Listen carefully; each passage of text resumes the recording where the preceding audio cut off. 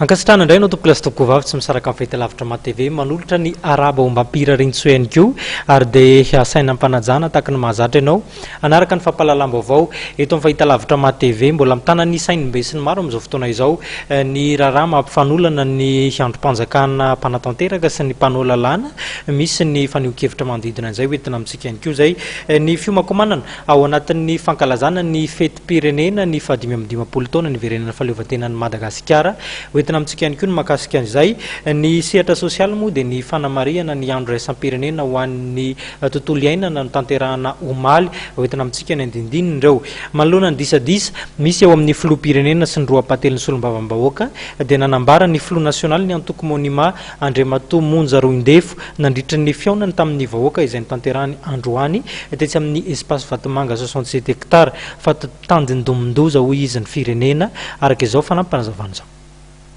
Efa tonga eo midingan'ny fisarahan'ny fifanekam-piarahamonina ny mpitondra sy ny vahoaka malagasy ankehitriny raha nambaran'ny filoha nasionaly ny antoko monima Monja Roindefo tetsy amin'ny espace Vatomanga 67 hectares androany. Fahitako manokana ny olona fototra eto amin'ny firenena dia tanteraka zany ny atao hoe rupture du contrat social eo amin'ny androm-panjakana mitondra sy ny fampanantenana nataon'ny vahoaka tamin'ny alalan'ireny atao hoe fifanekam-piarahamonina izay nifanekena teto amin'ny firenena.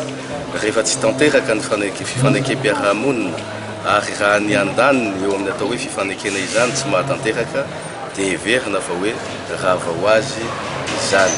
Izany moa dia hita amin'ny fahantrana lalina mianjady amin'ny vahoaka ny tsy fandriam-pahalemana misy ankehitriny.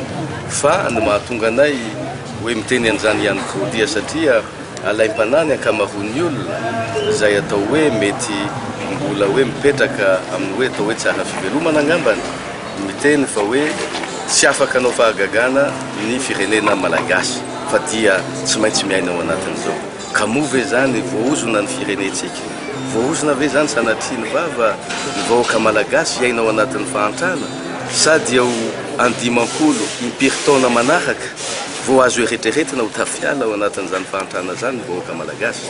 Ka raha izany Monja Roindefo aloha ny anontaniana dia tsy any valiny tsy voahozona ny vahoaka malagasy. 520 taona teoriana azon'ny malagasy ny fahaleovantena dia taratra fa tsy mitsahatra mitotongana ny arika-pirenena ary miha-mahantra ny vahoaka malagasy nefa anisan'ny firenena manan-karena i Madagasikara. Misy ireo olom-bitsy izay mitavana fotsiny haren'ny malagasy.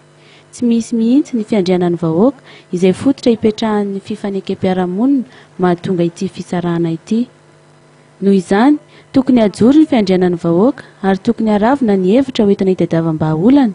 Izany indrindra no nanaovana ny fihaonana androany hakana ny hevitr'ireo vahoaka amin'ity krizy misy eo amin'ny mpitondra sy ny solombavam-bahoaka sy ny alan'ny malagasy ao anatin'ny fahantrana lalina. Tokony ho tanterahana raha nambaran'ny filohan'ny antoko ny fihaonam-be nasionaly ny olom-pirenena na ny sommet national des citoyens.